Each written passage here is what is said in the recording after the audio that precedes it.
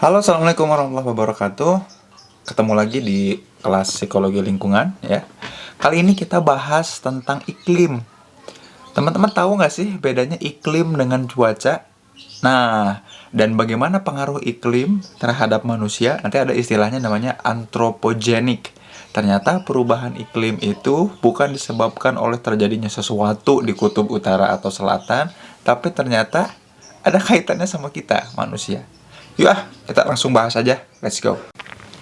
Nah, jadi kalau cuaca itu menunjukkan atau merefleksikan kondisi yang short term, ya, kondisi jangka pendek dari atmosfer kita. Ya, jadi banyak dipengaruhi dari temperatur, ya, seperti apa, terus tekanan udara, kelembapan. Tapi yang singkat dalam jangka waktu yang pendek, jadi nggak panjang-panjang gitu. Makanya kita bisa melihatnya, mengobservasi cuaca itu bahkan sampai menit ke menit. Jadi hari ke hari, ya, hari ini panas, besok apakah akan hujan apa enggak gitu.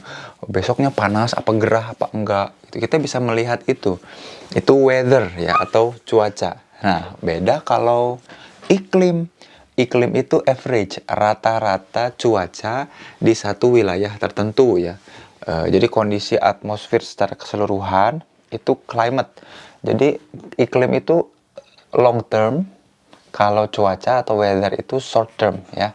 Long term sama short term. Gitu, itu bedanya. Nah, makanya manusia atau di psikologi lingkungan itu manusianya itu dipelajari dalam bahasannya climate, bukan weather, ya. Karena climate lebih bisa menunjukkan pola perilaku manusia. Iklim itu bisa menunjukkan pola perilaku manusia. Orang-orang yang tinggal di iklim tropis, perilakunya akan beda dengan di iklim subtropis.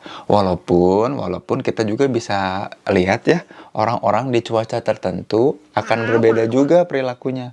Orang yang ketika cuacanya panas, perilakunya akan beda dengan orang di cuaca dingin, ya. Orang yang kehujanan akan beda perilakunya dengan orang yang kepanasan. Nah, tapi mempelajari iklim ini ada hal yang penting yang banyak orang nggak ngerti. Orang ngomongin climate change, tapi orang nggak tahu tentang carbon cycle, ya, atau siklus karbon. Nah, kita bahas dulu siklus karbon. Apa sih yang terbesit di pikiran teman-teman ketika ngedengar kata karbon ya? Kalau saya jadi ingat sebuah benda yang digunakan untuk kayak menjiplak gitu ya, karbon. Tapi ternyata karbon itu bagian penting dalam kehidupan kita, bagian penting di alam semesta kita. Karbon itu termasuk di antara 4 besar zat yang abundance. Istilahnya tuh abundance element. Apa itu abundance element? Elemen yang berlimpah. Jadi selalu ada, ya. Jadi keempat tuh karbon itu. Yang pertama itu adalah hidrogen, yang kedua itu helium, yang ketiga oksigen, dan yang keempat tuh karbon. Karbon itu ada di mana-mana, bahkan di dalam tubuh kita manusia ada 18% karbon, ya. Wow. Jadi sebenarnya karbon ini sesuatu yang penting dan melekat dalam diri kita. Jadi kalau manusia menyatu dengan alam, barangkali yang dimaksud yang menyatu adalah si karbonnya. Nah, ini menarik nih. Karena ada di mana-mana, karbon ini jadi representasi bahwa kita tuh menyatu dengan alam. Jadi kita punya 18% karbon, tanaman punya 25%, tanah dan macam-macam makhluk hidup tuh punya karbon, ya. Dan kita punya kesamaan dalam hal karbon. Dan yang menarik gini, apa hubungannya kita manusia yang punya karbon dengan iklim? Nah, ini yang menarik. Ternyata karbon yang kemudian menempel pada oksigen, jadi C, kan karbon itu C, dan oksigen itu O2, jadi CO2, jadi karbon dioksida. Keberadaan karbon dioksida itu berguna untuk menjebak panas dari sinar matahari. Jadi karbon dioksida tinggal di atmosfer kita, dia menjebak panas dari matahari supaya nggak balik lagi. Jadi dia tetap di dalam atmosfer kita. Kenapa menjebak panas itu penting? Karena kemudian energi panas ini yang membuat suhu di bumi itu jadi hangat. Kalau nggak ada karbon dioksida yang menjebak panas, maka apa yang terjadi? Maka lautan kita akan beku. Yang membuat lautan kita cair adalah apa?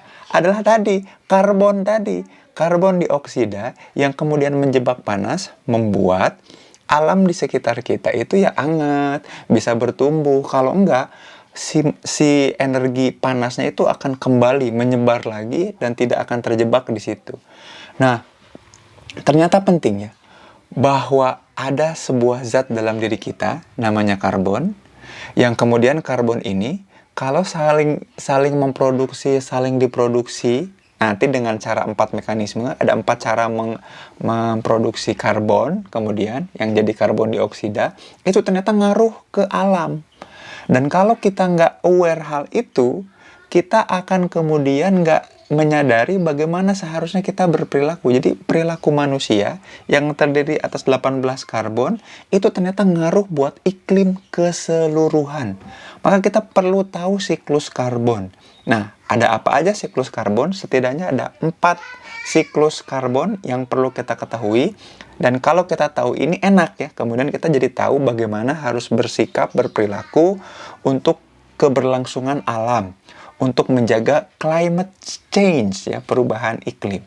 Yuk kita mulai bahas 4 siklus karbon apa aja yang perlu kita ketahui dan bagaimana cara kita mengendalikannya demi alam yang lebih baik.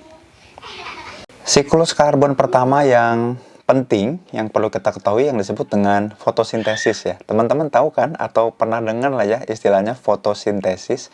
Fotosintesis itu sebuah proses di mana sebuah tumbuhan ya atau bakteria atau protistan lah ya istilahnya menggunakan energi cahaya untuk memproduksi makanan, memproduksi udara yang menjadi fuel. Fuel itu apa ya? Menjadi bensin, menjadi semacam energi bagi kehidupan. Jadi ini penting ya, proses fotosintesis. Nah, proses fotosintesis kan melibatkan karbon, ya terutama karbon dioksida dan air. Ya. Yang buat manusia, kita dapat udara yang segar, dapat oksigen. Nah, ini proses karbon yang penting. Kalau aja tumbuhan gagal atau tumbuhan di sekitar kita mulai sulit untuk melakukan proses fotosintesis, bahaya, ngaruh banget ke iklim kita, ya, ngaruh banget ke perilaku kita manusia. Atau gini juga deh, bahkan sekarang bukan cuma tumbuhan yang gagal melakukan fotosintesis, tapi tumbuhannya nggak ada. Kan itu makin kacau. Kebayang ya, tumbuhan dengan 25% karbon bisa memproduksi banyak energi, banyak fuel bagi kehidupan kita. Nah, bayangkan kalau tumbuhannya nggak ada.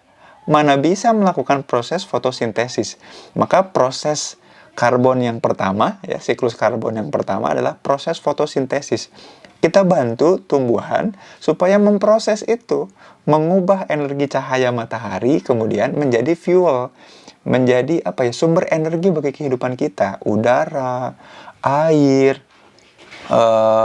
gula, ya, macam-macam dan luar biasa. Jadi banyak hal yang bisa didapat ketika proses fotosintesis, dan ini penting. Makanya jaga tanaman di sekitar kita, dan orang nggak banyak nyadar hal itu. Nah, siklus kedua yang kita ketahui penting adalah yang disebut dengan respiration, ya, respirasi. Respirasi itu bukan bernapas, ya. Bernapas itu salah satu bagian dari respirasi. Jadi setidaknya di bagian yang kedua ini, di respirasi ini juga ada 4. Ya, tapi sebelum kita bahas ke sana, kita singgung dulu dikit yang tadi ya, soal fotosintesis. Salah satu yang dihasilkan dari fotosintesis kan adalah oksigen ya, yang membuat manusia enak bernafasnya. Kebayang ya kalau produksi oksigennya buruk, maka yang dihasilkan oleh manusia, yang dihirup oleh manusia juga buruk. Nah, justru ada proses namanya respirasi. Ternyata proses kita bernafas itu salah satu juga proses respirasi yang kemudian mengambil oksigen dari luar, yang kemudian kita nanti ada proses di dalam diri ya, di dalam darah juga ada proses namanya internal respiration, di dalam sel juga ada namanya cellular respiration, dan juga nanti di pertukaran udara di luarnya. Jadi oksigen yang di luar, yang di udara ini kita hirup, lalu kita proses di dalam, dikeluarkan lagi jadi karbon dioksida. Nah, karbon dioksida ini yang dipakai lagi buat fotosintesis. Jadi ternyata proses fotosintesis itu ternyata punya siklus, punya hubungan, punya relasi yang kuat, punya kebutuhan sama proses respirasi.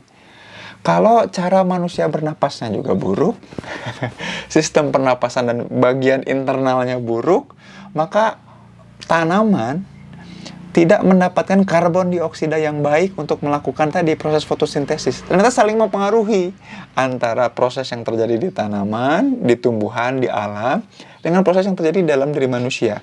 Tadi proses fotosintesis, sekarang proses respirasi. Ternyata ngaruh banget ya. Bayangkan virus corona pun hadir ternyata kemudian mengganggu sistem ventilasi. Cara kita bernafas ya, ventilasi, keluar masuknya udara, pertukaran udara itu termasuk di siklus karbon ya. Karena apa? Kenapa kok masuk siklus karbon?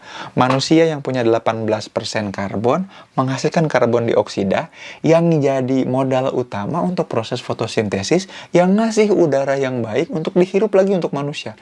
Ini siklus karbon yang luar biasa ya. Itu yang kedua. Jadi kita udah sejauh ini belajar soal fotosintesis, yang kedua belajar soal respirasi. Dua hal ini ternyata ngaruh banget ke iklim, ke climate change ya, ke sustainability, keberlangsungan alam kita. Wow, luar biasa dan ngaruh banget ke bagaimana cara kita bernafas ya. Pakai masker itu kan penting.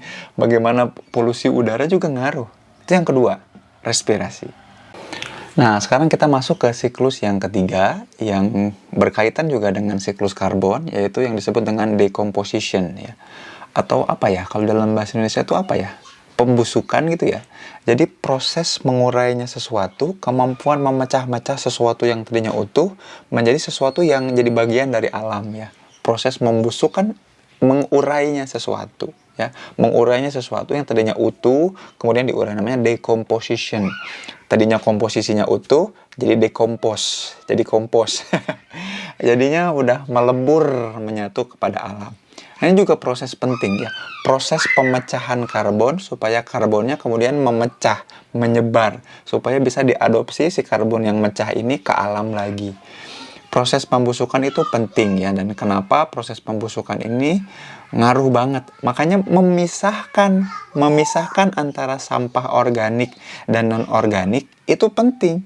Karena ada bagian-bagian yang suka kita konsumsi, yang mudah untuk dekompos dan yang tidak mudah untuk dekompos. Yang mudah terurai dan yang tidak mudah terurai. Itu penting banget bagi keberlangsungan kehidupan kita, keberlangsungan siklus karbon dalam alam kita, yang itu ngaruh banget ke iklim kita, ke perubahan iklim yang kita alami sehari-hari. Nah, ini penting ya, mengetahui, menyadari pentingnya adanya decomposition itu. Yang keempat yang masuk pada siklus karbon yaitu namanya combustion ya, atau pembakaran. Jadi pembakaran apapun yang kita bakar ya, makanya juga kalau punya sampah jangan sembarangan dibakar. Pembakaran hasil mesin ya, bensin gitu ya, dari asap knalpot juga kan ngaruh banget ke siklus karbon kita. Apa yang dibakar, yang menyatu di udara juga kan ini ngaruh. Jadi antara fotosintesis, respirasi, dekomposisi dan juga combustion itu ngaruh ke siklus alam. Maka di pertemuan ini kita belajar tentang yang namanya siklus karbon ya. Bagaimana ternyata karbon itu penting banget pada keberlangsungan alam kita dan ngaruh banget. Ternyata banyak banget pengaruhnya dengan bagaimana perilaku kita sehari-hari ya. Mulai dari fotosintesis, bagaimana kita memperlakukan alam. Sedih ya, ngelihat banyak hutan, banyak tanaman yang diambil paksa demi lahan-lahan yang katanya buat pembangunan dan lapangan pekerjaan. Sebuah kebodohan sebetulnya ya. Malah ngerusak alam dan ngerusak iklim dalam jangka panjang.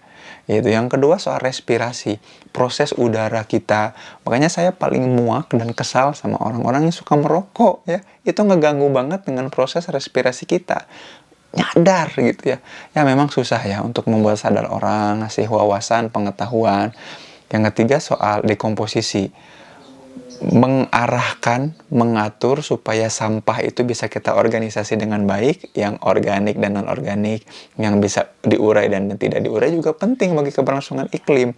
Maka perilaku kita ngaruh ke iklim, ya. Dan yang terakhir tadi, penggunaan kendaraan pribadi, sebisa mungkin kita jangan menggunakan kendaraan-kendaraan dengan timbal yang besar karena ngaruh ke siklus karbon kita sehari-hari. Nah, keempat siklus karbon ini ternyata teman-teman semua yang disebut dengan antropogenik. Perilaku kita di 4 hal ini tadi ya, dimulai fotosintesis ngejaga tanaman, respirasi, usahakan tidak merusak lingkungannya, ini malah pakai asap rokok lagi ya untuk merusak respirasi kita.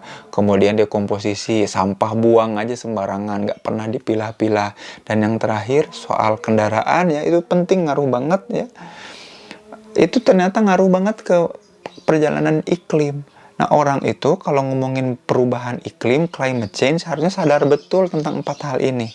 Mudah-mudahan di video psikologi lingkungan ini saya juga bantu ngajak teman-teman untuk sadar dan mulai beralih untuk lebih aware sama alam kita. Minimal kita aware, ngejaga betul perilaku kita dalam menjaga siklus karbon ini tetap terjaga alamiah. Insya Allah perubahan alam pun, perubahan iklim pun akan jadi lebih baik. Dari siapa? Kita yang memulainya. Terima kasih. Sampai jumpa di video psikologi lingkungan selanjutnya. Jangan lupa like jika teman-teman suka video ini dan subscribe jika teman-teman menganggap bahwa kebanyakan video yang saya tampilkan bermanfaat buat teman-teman. Terima kasih. Mohon maaf bila ada kesalahan. Assalamualaikum warahmatullahi wabarakatuh.